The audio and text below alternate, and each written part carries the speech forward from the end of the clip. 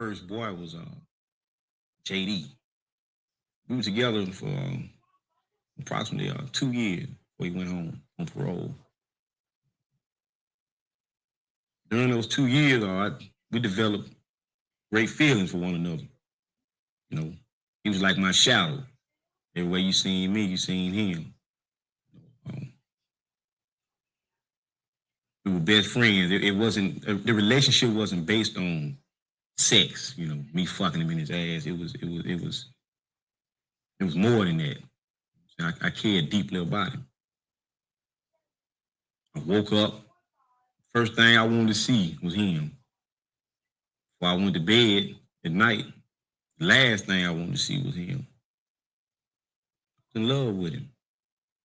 The game is in the penitentiary a set of rules dealing with homosexual activity. You know, you got what you call boys and sissies. Then you got your man. Um, so, you know, I was looked at to be turned out, you know, what they call fresh meat. I ended up going to down to a room to smoke a joint. We was on the chain gang, 16 dorm at that time. And we ended up doing some other things. And that's what brought me in. Once you start something in here, you don't change it. They don't too easily let you do that. Once you're one way, you're always that way. Clean up, oh God. Breathe the rest spirit in me.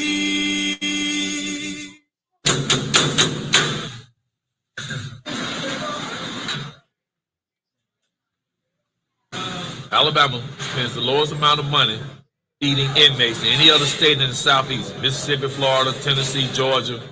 They spend 73 cents to feed people here. Now, 73 cents, you're not going to get a good, nutritious meal out of 73 cents. I don't care where you stand. This is a world within a world. You got everything under the sun here. You got homosexuality, run rampant. You've got gambling. You got gangs. You got everything. You know. Josephine.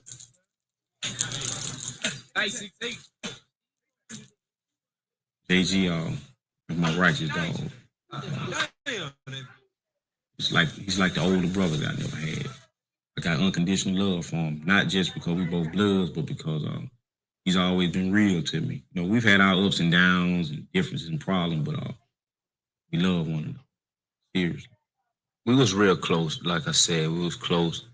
We used to talk. We used to share our problems. You know what I'm saying? We used to share boys and mainly he looked up to me. You know what I'm saying? To me, I was like his role model, the person he wanted to be like. You know what I'm saying? Everything that I done, he wanted to do, like my little brother. I don't want to know how much I got in my pants. They make a kill misdemeanor. I really it's like he living in my bank account, steadily rising. Ain't no more public highs. Nigga, my rent outside.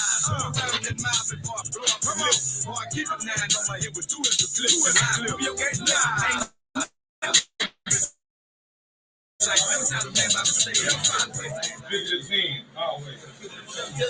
The hustling part is because people don't have any money.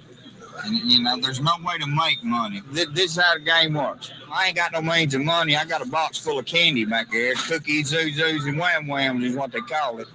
I'm going to loan it to another inmate. I'll let you get a pack of cookies for 2 packs back next week. If a man borrows too much stuff, it gets too far in debt, either you fight for it and let him know I'm not going to pay you, so me and you just going to have to whoop each other's ass and we're going to go to lockup, or we're going to go back here and fuck, just ever how you want to do it. That's the way it works. He might have borrowed 10 suits and ended up fucking out his ass the rest of his life while he's here on account of 10 suits. Got him that way. Because 10 suits, if you can't pay it this week, it's going to cost you 20 suits next week. And the week after that, it's going to be 40 suits. So sooner or later, the man's going to step to you and tell you, hey, I'm tired of your shit. Wait, take a boy like me. Come from now.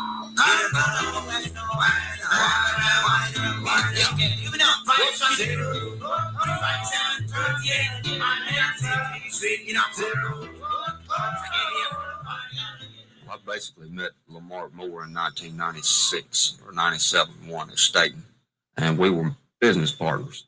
Okay, when I left and he left, we met up again here at Limestone in 2000. Okay, and it was the same scenario. Hips went to the street and come back to prison. When he got to the camp, he owed out like $300-400 worth of shit. When he first got there, from before when he was in prison. Mark had a boy, David Mendenhall. I met Mark on the chain gang. I would say it was in 98. Mindy, he was my baby. He came to me. Mindy came to me and requested to be with me. You know what I'm saying? Which was rather strange because this is like the first guy that ever pulled up on me and said, hey, man, can I be with you? So it was rather shocking. Here at Limestone, you don't have the guys waiting at the back gate on you. About the only way you can get turned out is you fall for the game. I turned Adi out. Adi was fresh in prison. Had been chased by half of the camp. You know, he ran from him, and I don't know. He just basically he said he wanted someone to be real with him, someone to give him attention and affection. And he seen how I treated Mindy and my other boys, and he just wanted to get in, so he did. They started, giving me things I like, anything I wanted I could get. Well, I had never been through it before. I had never turned a boy out or had a boy or anything, and that wasn't my objective. I was just supposed to pull him away from the other people he was kicking it with and to kick it with us. When my folks quit looking out for me, I felt betrayed. I was at my lowest self-esteem, so I had to find a way to pick me back up and make me happy, make the best out of a bad situation. And Mark and Mendenhall, they did that. Where you from, man? Over here. I get out tomorrow, right? Tomorrow? Yeah. All right. Okay. David Mendenhall, he worked on radios. He had to fix my radio and everything. We got to talking, eating together, drinking together. We'd do a little drugs together. I spent some time with him as far as kicking it. We might play cards together. All of us would. We'd get together and do it. I run tattoos, run a store, and hustled. All right. So me and Mark started running the store again together, hustling, trying to make more money and more money and more money and more money. And before you know it, I ended up with 2 boys, and he ended up with 2 boys, and we called it a family. Right. And that's the way we looked at it. We had a family. I don't like this no more than you. For me, my boys. Don't you know it? We build from the beginning, the bond of trust. I would let them go out and walk around by themselves, but I knew other guys wanted to be with them. And I knew they would give them things, for free because they was trying to pull them away from me. So it benefited me, in that aspect because, I could let them go out and hang out or go and laugh in someone's face or, flirt a little bit. And come back with some food or come back with some cigarettes or come back with some coffee. And so it usually starts with one of my boys. I see a boy that I like, and I tell him, hey, I like that person. You need to start spending some time with him, start talking to him or whatever. And they wind up building a relationship. The motive of the game is it's not all to have you sexually, not for real. Because they know, say in my case, I'm a young dude, I look good, everybody wants me in the camp. They know if they could get me and they could invest a little bit, the way the game goes, I owe them then. It happens all the time. They could pimp me out, and make, triple, make more money like that than what they've invested. That's how the game goes in here. See now.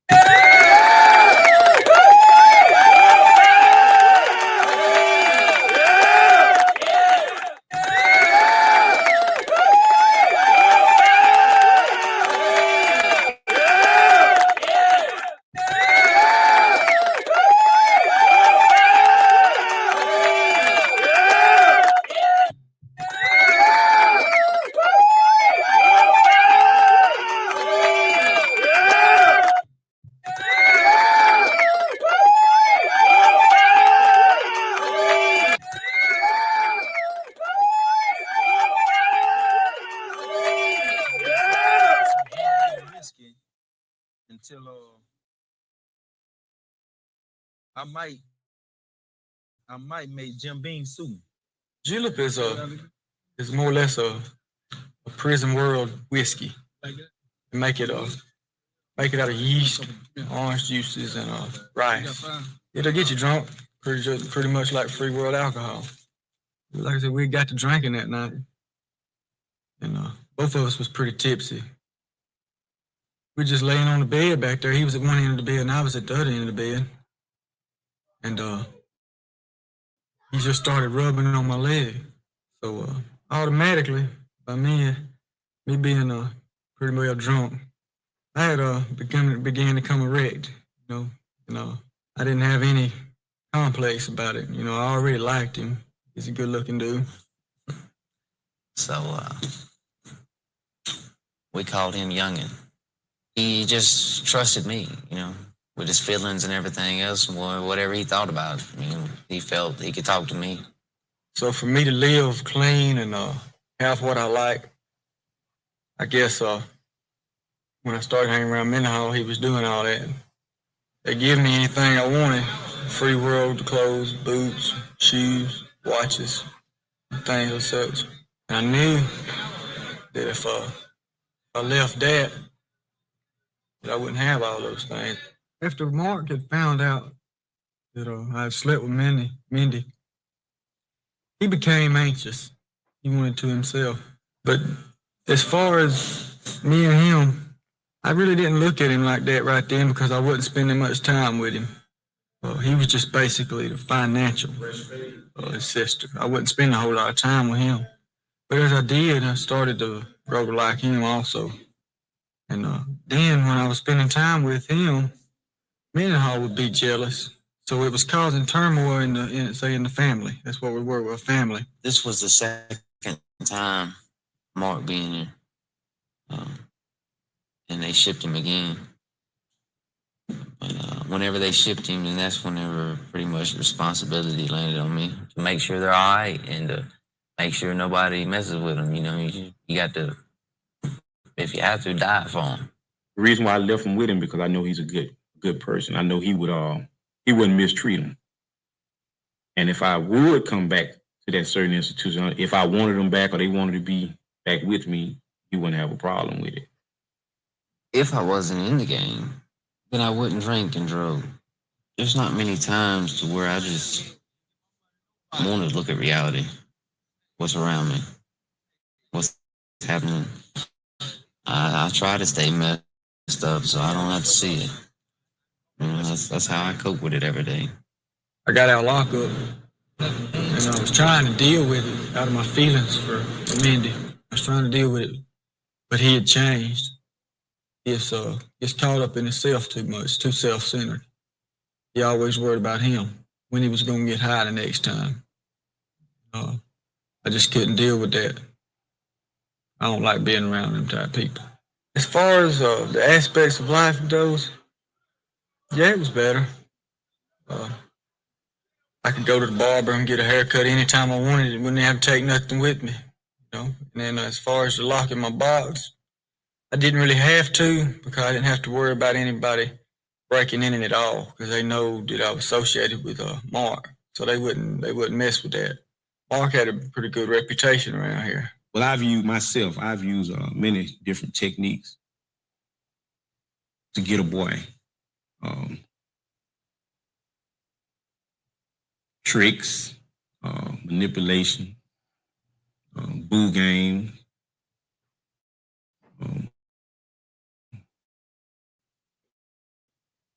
hero type, Captain Save-A-Ho situation, all sorts of things. And yes, I became very good at it. I'll make sure you have something to eat every night.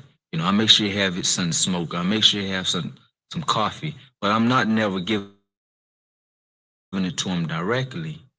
He's getting it from one of my boys. So when that person might feel like, no, it's not me or whatever, then I cut him off. I cut his supply off. You know what I'm saying? Now I give him time to think about it. You know what I'm saying? He was getting free dope. He was getting free whiskey. He was getting eating every night. He was smoking every night. And then he was getting free sex. Now he don't get none of that no more. And to be able to get that, then this is what he got to do. Well, one of the first things they're going to throw up is the stuff they've given you. You know, you owe them for that. And then they kind of put the boo down with it, the boo game. And to where you owe them that plus interest, They try to get you in a bind. Telling you some gas, what you want to do? Y'all got me leaking and everything. I'm gonna let you get it. Put it all the cup back. Sonny, give me that think I'm just gonna buy your shit and then I ain't gonna taste it. You don't, hey, look, you ain't gonna just be drinking the whiskey, right? That's all you getting now. What's up? It's gas, ain't it? It's sweet. No, you ain't Trying to finna sell rock us some me. bad water. You an alcoholic. It's So straight. it don't It's even matter. straight. It's straight. You just want to drink. It's straight. We all right, man. Ain't no robbing. Every time I be trying to have some business, man, you always show about up. the beat game, though, man. You still owe me 5 bags, I partner. don't owe you nothing. Man, you still owe me 5 bags. I tell you what, you go ahead and get this. It'll be a great deal. There's a gallon right here. Give me I 10. grew up in a family of 9 brothers and 4 sisters, and my father, he left, when I was like 9 years old. BPS on her stomach stand for Black Peace Stone. She's holding a dope sack in her hand. My other girl over on this side, she's got a bike. She holding a shotgun. That's my hood. What I represent. Black Peace Stone Blood Nation. Looking back over the years, I guess I shed some tears. I told myself time and time again, this time I'm gonna win. Taking the bumps and the bruises of all the things of a 2-time loser. I tried to hold on, my faith is gone. It's just another sad song. I look back at the times, living in a 3-bedroom shack, wicked streets, nothing to eat, and hemming out clothes on my back. So many hard times. I grew up in Pritchard with my grandmother, my mother. Lived there all my life. Slum area, ghetto.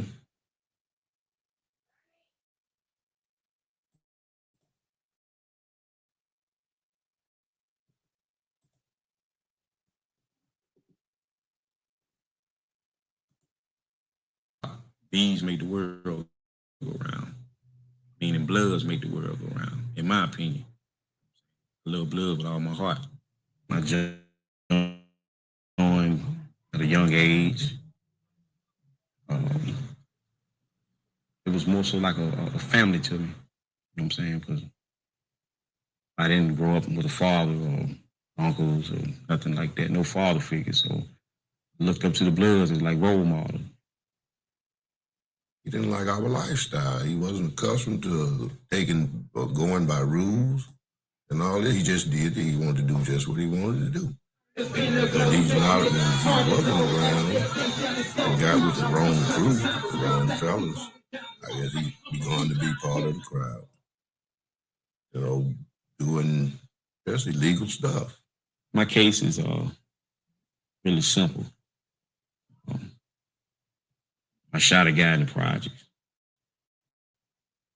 He was the opposite gang member. I got 20 years for it. I wouldn't know what a blood is.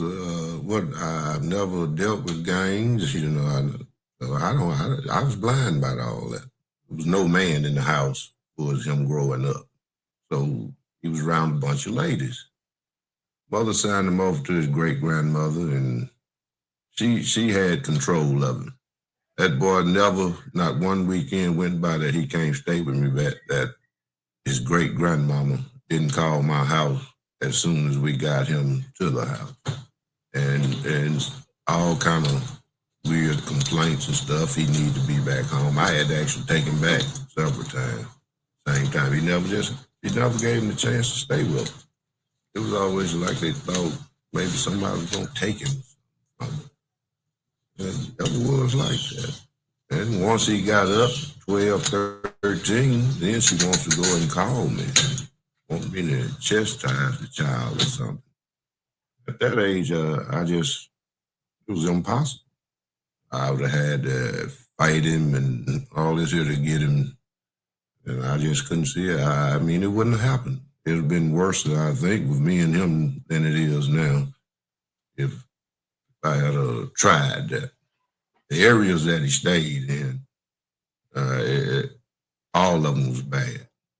And with the guidance that he had, the parental guidance that he had, there was nothing left for him to choose going out in the street.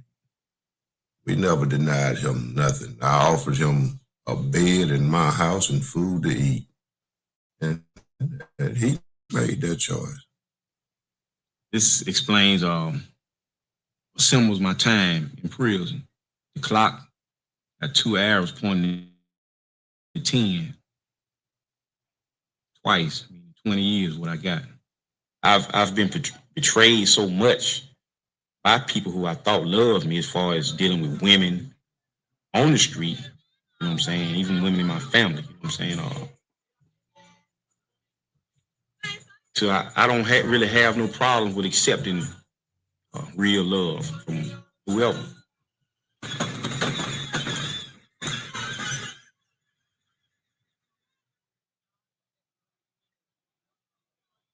First time fuck some ass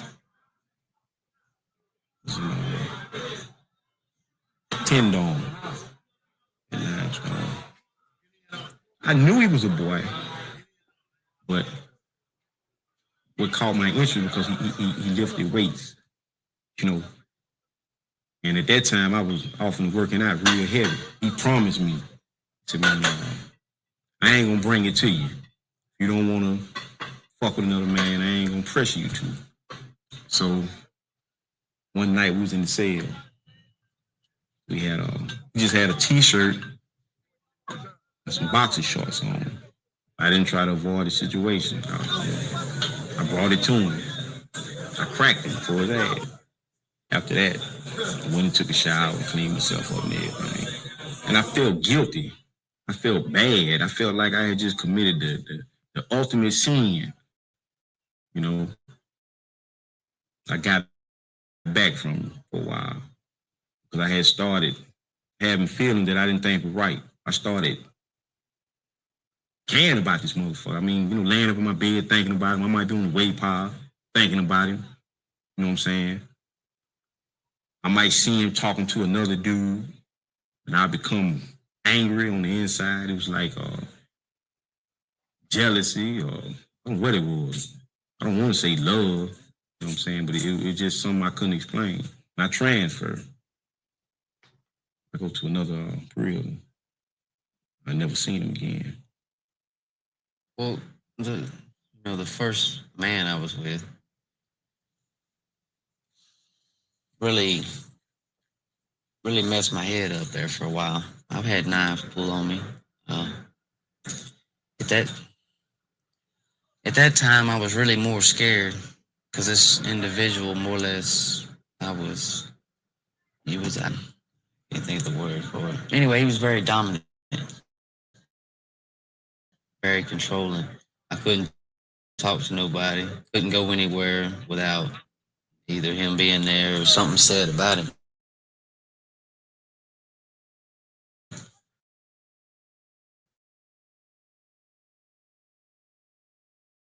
anyway he brought it to me. Yeah, I cried. I definitely cried.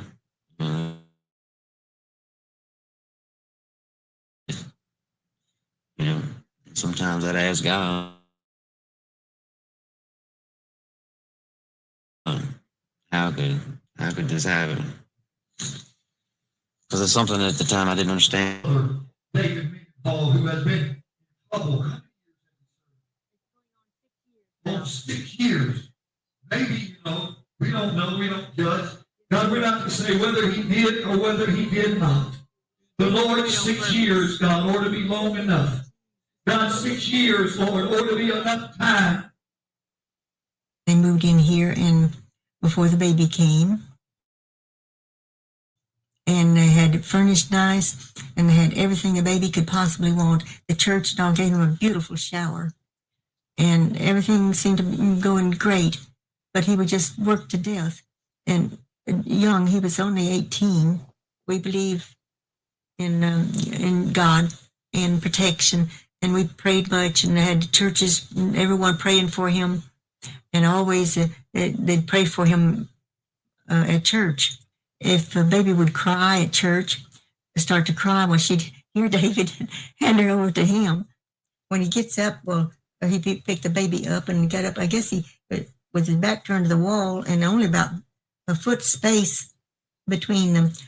So we had this this bed sitting down inside of water bed, big frame, and he gets up on the back side and not very much space between him and the wall there.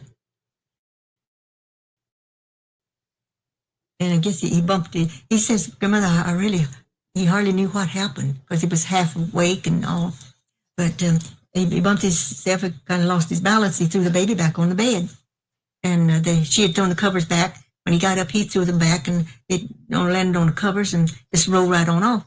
And when he saw what was happening, he's fast. He grabbed for the baby and he got it with a little leg, but it had already, by that time, it was far enough down and hit that frame was sitting down on, all of it was on the floor at the time, and hit his little head. And it had such a beautiful head of dark hair, and you couldn't see anything was wrong with it. It just had a little bruise on the cheek was the only sign you could see where it was hurt. They brought it against him as child abuse and murder. First manslaughter, and then they called it murder. I didn't have enough years and time and knowledge under my belt to be a father and be really supportive and foresee things coming and know what to do about it to shape a young person's life, to really be the pillar that I should have been. Now my son is 18 and married, the baby on the way. Half asleep, too tired to think an accident occurred. Now the baby's dead and the charges are red. Murder in the first degree. Now my son's in prison, wish I could set him free. Well, when you're first coming in, that's what it makes you feel like. Makes you feel like that your life's on the line. That's the kind of positions they put you in. All those kind of threats come. I've been told that I'd be on TV. My folks would see me on TV, dead. Murdered in Limestone Penitentiary. I've had my life threatened a few times. David Jr. was real close to the breaking point. At one time, he called me, and he was nearly to a nervous breakdown, and he wasn't able to eat and keep it on his stomach. And he had a homosexuals there and so forth. And he was afraid to go to the authorities because they had threatened him. And he didn't know what to do, so he called me. And I called the lieutenant immediately and then moved David to a cell to himself. He didn't have a cell. He had to be out in the public with everybody. But they put him in a cell to protect him like that. And they moved him from that dorm to another place. So David was recuperated and was much happier. I hope that those kinds of experiences, being pimped out and the homosexual activity and such as that he's had to deal with in there, I hope that's something that when he gets out, he can put behind him, not have to talk about it or bring it up and just, let it die in his past and, kind of start fresh from day one when he gets out and create a new respectable life, Because, I never had a father, you know what I'm saying? But I always wanted a father. I like turning guys out. As far as being turned out already, especially by family members, I kind of felt sympathy for them. I was probably about 6. And that happened with a family member. Uncle. About it. And I asked him, if Jimmy had been touching him or messing with him, like he shouldn't have been. And he said, yeah, he chases me around the room, stuff like that. So I had to believe at that point he was telling me the truth, but David didn't come to me with any request for me to do anything specifically to the situation. I mean, just imagine, man, you meeting a guy, you know what I'm saying? He's telling, hey, man, my father fucked me when I was 5 or 6 years old.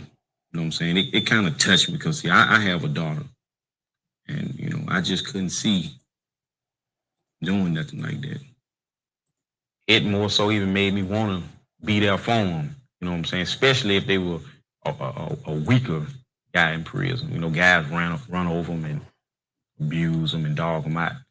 It made me want to step up, you know what I'm saying, and be like a shield for them. They might test you with horse playing, wrestling, you know what I'm saying? They might test you with little games like, just playing games like, let me feel on, they might say something like, let me feel on your pussy or whatever and see how he respond to it, you know what I'm saying? And they might try it anyway, do it and see what he do, you know what I'm saying, once they does that.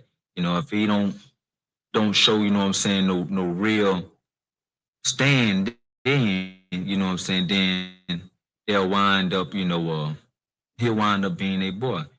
If you go against, maybe what your man wants or however, then that's whenever you broke the rules. You went against it. And, there's always going to be, it's from the old school, there's severe consequences for that. Prisons in the South, a white guy pretty much has it hard. He'll be tested much quicker. Black inmate. There was this guy who was here before. He was a blood, and in Alabama, you know what I'm saying, a lot of places, you know what I'm saying, they don't believe in a white guy being a blood. I had feelings for him, lust, even at the time that he was still claiming to be a blood. But by us acknowledging him as a blood, I pushed that lust to the side. So for me to meet him, and he was already a member of Bloods, I felt like, well, hell, he had to show some type of heart. I put it like that. He had to been improved himself. So I accepted him. During this time, it was football season, and every motherfucking prison gonna watch football. So the captain And the lieutenant, they come around and do daily inspections of the whole dorm. So this guy in particular, he had painted a lot of satanic stuff on the wall inside one of the dorms here. They go off. I mean, they have a fit. Until we find out who vandalized his room, no football. Another blood comes to me, say, "Hey man, you know who put that shit in that room?" No, who? He tells me, he say, Blood did it, the little white boy. Like, what? Well, we stepped down on him. You know what I'm saying? Let him know how it's fucked up because he put all us in a fucked up position to where if the dorm, someone in the dorm involves us, he can't be blood anymore. So we walk. I walk him around the prison compound. We talk. I basically let him know, you know what I'm saying, how I had felt betrayed by what he did. You know what I'm saying? And it was hard for me to deal with, it was hard for me to accept. Well, basically, I just made him feel guilty. I made him feel like he was obligated to me from that point on. He agreed with it. Me and truthfully, I seen that as an opening for me to move in and turn him out. I started to put my plan to making. I let him know that I want him to be with me. I let him know that I want to have sex with him. I let him know I want to lay with him. So I came over there to that dorm the next day, been drinking, smoking some reefer or whatever. And I go to my little brother's cell. Well, I call him my little brother, Mark. I go to his cell and he telling me, he running the whole story down to me what this person did. So after he run the whole story down to me, like I had his door, they have cells, I had his door cracked and I see him and I call him. I say, hey, I call him up there and he come up there. So when he get up in the cell, I'm really playing. I'm playing at first. I was playing it. I was playing at first. So I asked him, I said, man, you know what you did could have got a lot of people messed up. So he's like, yeah. I said, what if we rape you right now? How would you like that? He started crying and begging and pleading. You know what I'm saying? Mark, I don't want to be like this. I don't want to be gay. I don't want to. But at this time, you know what I'm saying? I'm out of control. I don't want to hear nothing. No talk. So my little brother, he jump up. Oh. I tell him to turn around. He turns, he moves slightly. I tell him to turn around again. He still doesn't want to turn all the way around. So I said, bitch, if I have to tell you to turn around one more time, I'm going to break your jaw. He turns around. He make him come out his clothes. First, he reluctant about coming out his clothes, so he slap him again. So when he slap him this time, he gonna come up out his clothes. He go to feeling on him. I squeeze his ass cheeks. 2 handfuls. He tenses up.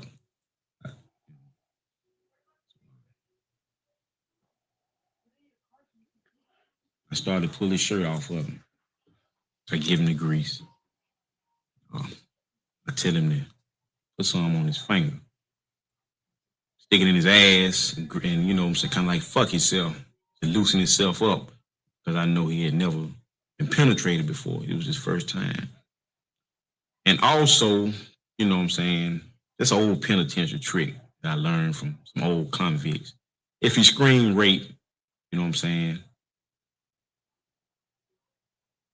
he had grease on his fingernail. So he greased his own self up. You know what I'm saying? I'm just going to basically lie and tell him I've been fucking him. He's been my boy. Hell, they going to buy it. You know what I'm saying?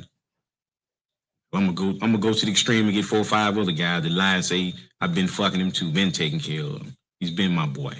So I get the grease. I grease my penis up. And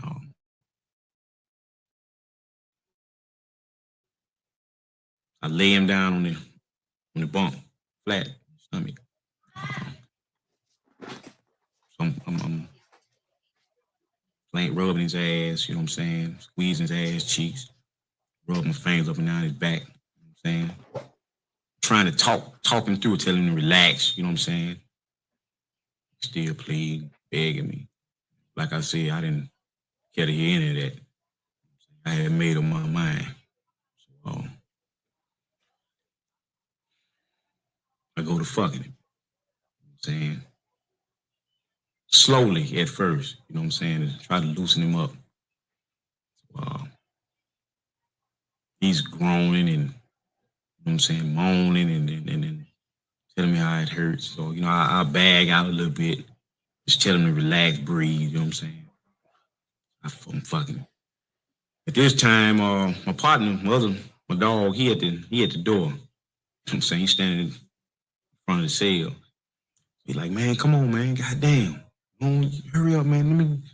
I want to get straight too. I said, well, come on. I get up off of him.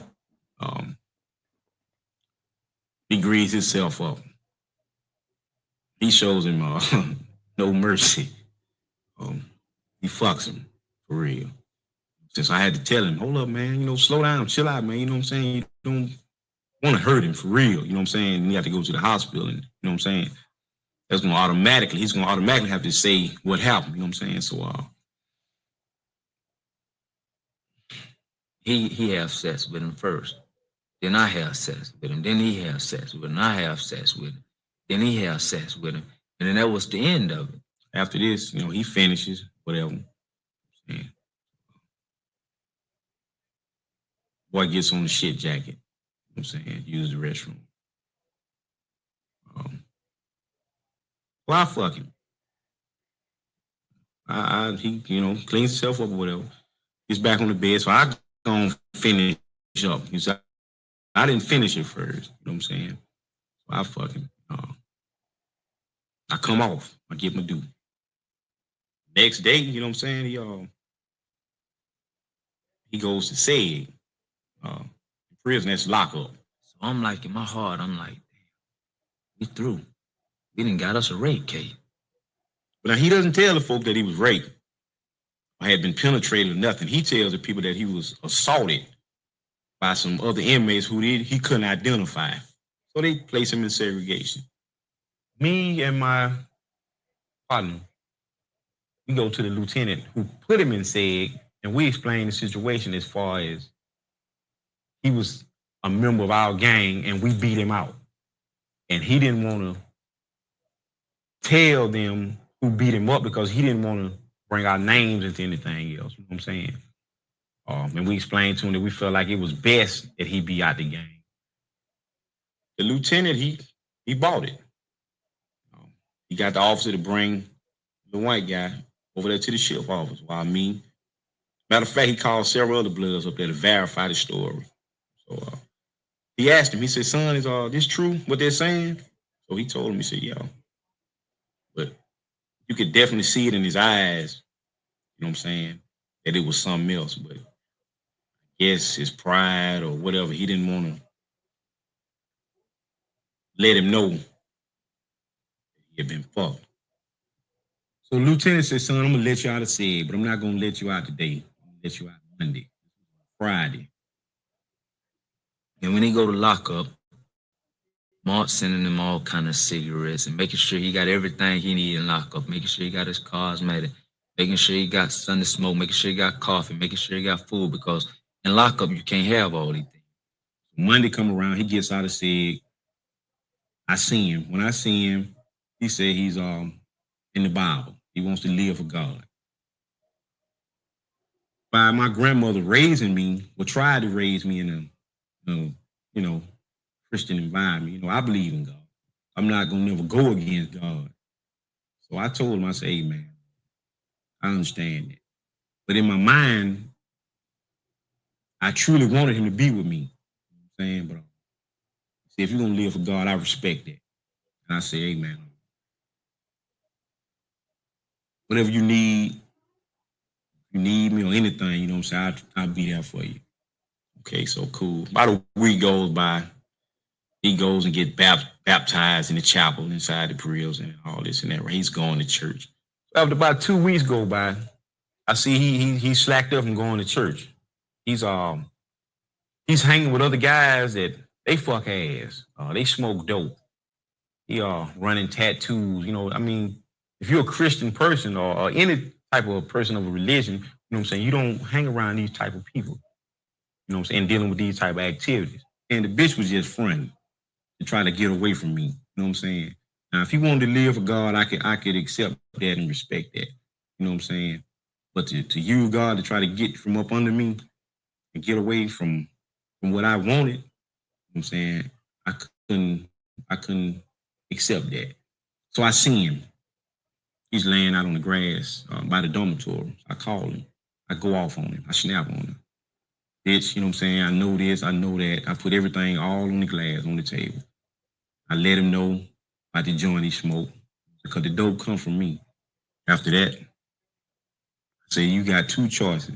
You can either be with me or you can go pack your shit and go tell them folks to lock you up. You go back to lock up. So he looks at me. He said, man, I ain't got no problem with being with you. We hook up, you know what I'm saying? Everything was lovey-dovey. You know what I'm saying? Relationship was gravy, all good. I transferred. You know, I'm always feel bad about, you know, that situation that ever happened. You know, after I moved on, I told him I was through messing with him. And he got with this other dude.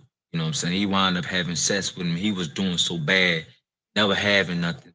He wound up selling it to somebody else on the other side of the camp. You know, they have two sides of this prison. So he wound up selling to another dude, and that dude wound up selling to another dude, you know, and he just wound up, you know, going down through that because he was with all these different dudes, and these dudes was treating him different. Some of them were making him trick, you know what I'm saying? And he was doing different things, and all this, what he was going through was a result because nobody messed with him. He's a blood. He just went crazy. He just went to sleeping with different guys. I mean, just tossing the ass up. Everything he did after that wasn't his choice. It was the man making the choice for him. This is what you're gonna do. You're gonna go out here and trick. You're gonna go and make some money. If I don't want you no more, now I'm gonna sell you to him. You know what I'm saying? So he didn't.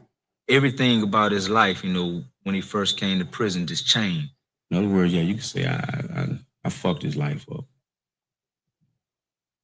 If he stayed gone for 5-6 years or whatever, if he ever come back to prison and there's someone in prison that remember him from then, he will always be a boy. It bothered me at times. I've even wrote him letters to apologize.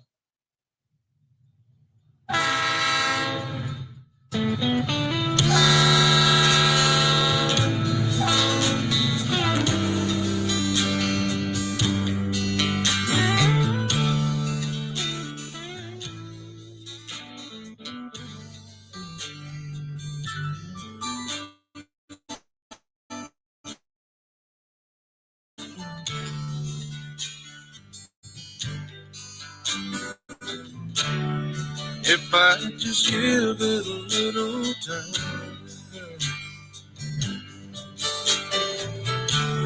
every now and then, I think you're right.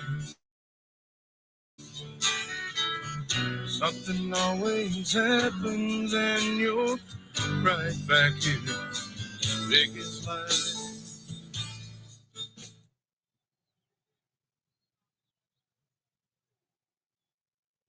One more, get it. They love that shit right here.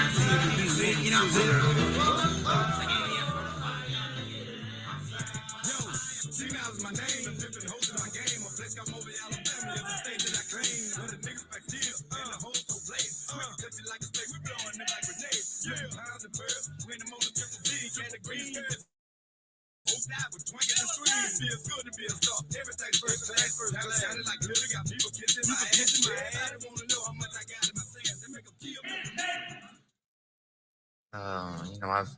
I felt shame, embarrassed, all that.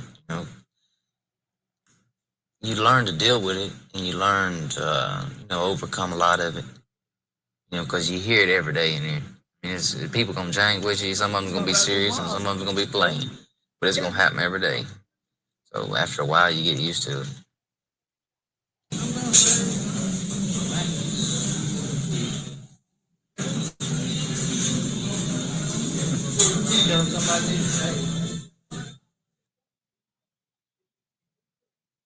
When something like that happened and got in my workout program, done what they call taking him under my wing.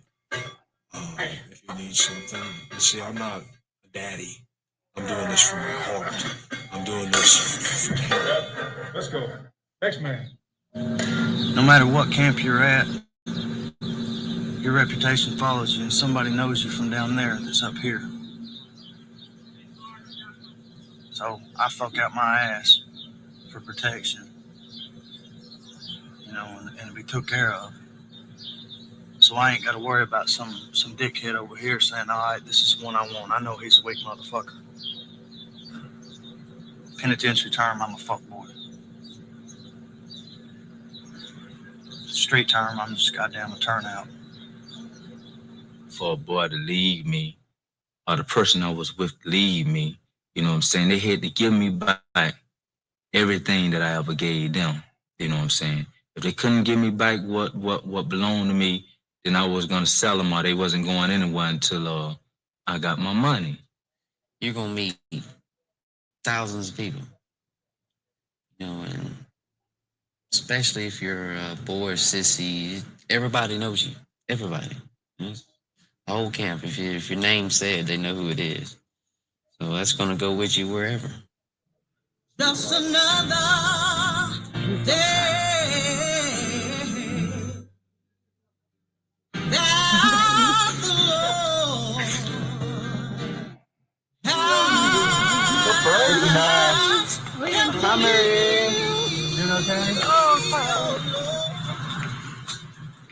Right now, at this moment, I'm trying to get myself back together, right? That's why I felt as if it was important to confess and talk about my past. I don't know. I did everything I thought possible. I think I was fair. But then if I had to do it again, I would do it again, but I would do it different. First of all, he would have been, I should have gotten him when he was a baby. On the street, I never thought that I would even be with another man, period. No way. I thought I could love another man, have affection towards another man. Over the years, you know what I'm saying? I don't know. Prison turned me out to sort of a freak. upon my that I don't beat them so guaranteed success. Promise to survive. My mom be my witness, nigga. I'm gonna stay alive. Shoot the shit and only gain survive for the best, get out this prison. Trying to cope my homeboy across the dorm, getting his asshole torn. We going through a storm. They made me an animal. I made a shake just in case the fools want to fade me. But this lifestyle, this how they paid me. Locked up in these chains, stuck in this game. My homeboy getting raped is a motherfucking shame. What I'm going through, but I still chill for my crew. Throw it up, nigga. What would you do if you was locked down in this motherfucker? Should I maintain or go out like a buster? Just another sucker, dead, gone. This modern day slavery